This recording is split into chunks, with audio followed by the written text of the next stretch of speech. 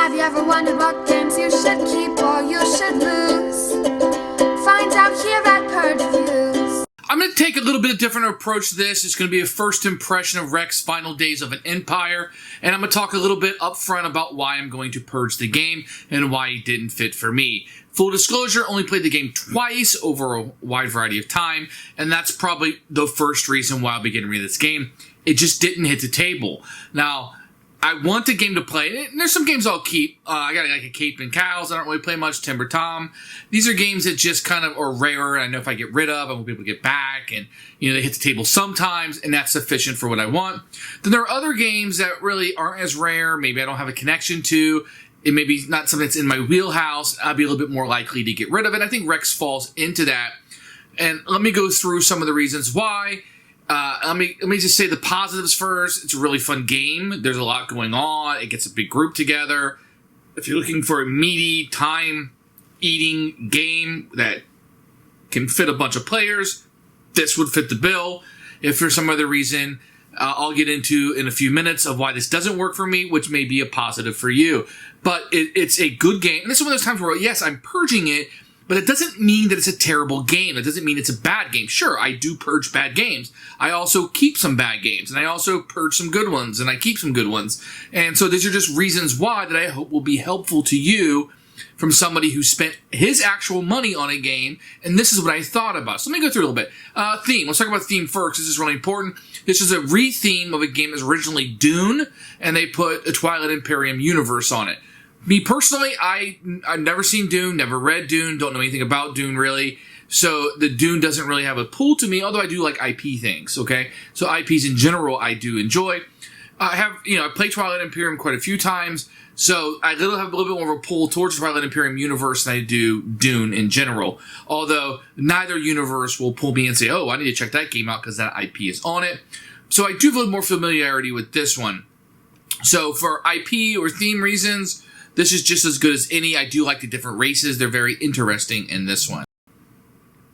The second reason is the time investment. This tends to be a pretty long game. Cards on the table, if I'm going to play a long game like this, I probably will play Twilight Imperium, which is really funny because this is in that universe, no connection there. But if I do have that kind of time, I'd probably play that game, say at a con or something, or maybe some other game. This one didn't pull me back in. If somebody came up and said, hey, we're going to play Rex, and they were my buddies, and they all wanted to play, yeah, sure, I'm in, I'll play. But the truth of the matter is that time kind of pulls me away. I don't have this much time. When you're talking about this chunk of time required, maybe, so let's say 4 hours, I don't have that kind of time, where most of my time is like an hour or two type game. I can play very frequently, as you can tell from this channel and my written reviews, but I play more frequently, but the time that it would take to get this long game to the table, I really don't have. If I do, it's at a con where the game is usually available or some version of the game is available, or we're going to play multiple games rather than eat up all that time with one game. And that's just how my gaming life has come down. It's not a plus or a negative for me. It just is. So when you have a long game, I need to really like it. Like Twilight Imperium is one of those where I really like it, but even that game sits on my shelf and never gets played. I got version 3 and version 4. Version 4's never been played. Version 3 has been played with all the expansions. Where the fact I'm thinking about just getting rid of version 4 and just keep my 3 stuff. I don't know. Maybe I will, maybe I won't. But in this case, the time commitment, it just kind of blows it out of the water for me. The number of players, I think this game works best with a large number of players. You want as many races as available, as many alliances and things going on.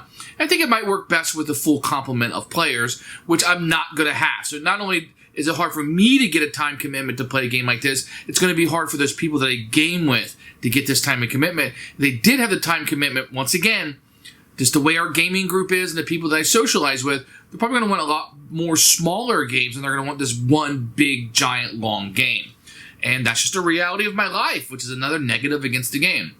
In addition, I think this game also benefits from having people who know the game. I think that if we're all newbies, that's fine. But I think that the game's going to be more rewarding if you had a full complement of players and everybody has played the game and knew the game and kind of knows and willing to play.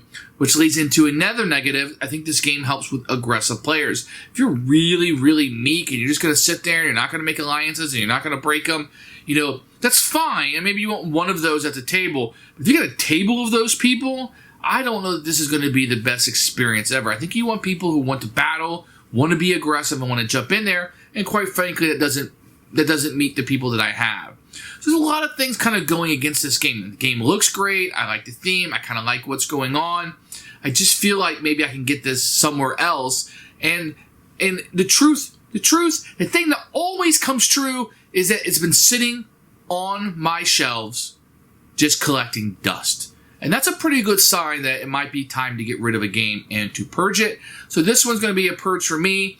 This is not a review from someone who's played the game 100 times. This isn't a review from somebody who loves the game or hates the game. It's from somebody who likes the game, respects the game, enjoys the game, but just does not get it to the table and probably is not going to get to the table. And if I was going to get to the table in the future, I think this game's going to be in print. I think it'll be available somewhere. I don't think it's going to be hard to track down. Honestly, the version that I prefer is the Twilight Imperium version. I think it's readily available. It's not at a bad price. And, I don't know that this is one I'll be coming back to. For me, it's going to be a purge, and I appreciate you sitting through all this. And I hope this shines a little light on whether you should get it or not, or whether you're going to have to make that hard decision of whether this is something that should be sitting on your shelf or not. Thanks for watching the video. I really appreciate you tuning in. If you liked it, please like it and hit that little subscribe button. That really helps out the channel, lets us know that you're getting the videos that you want.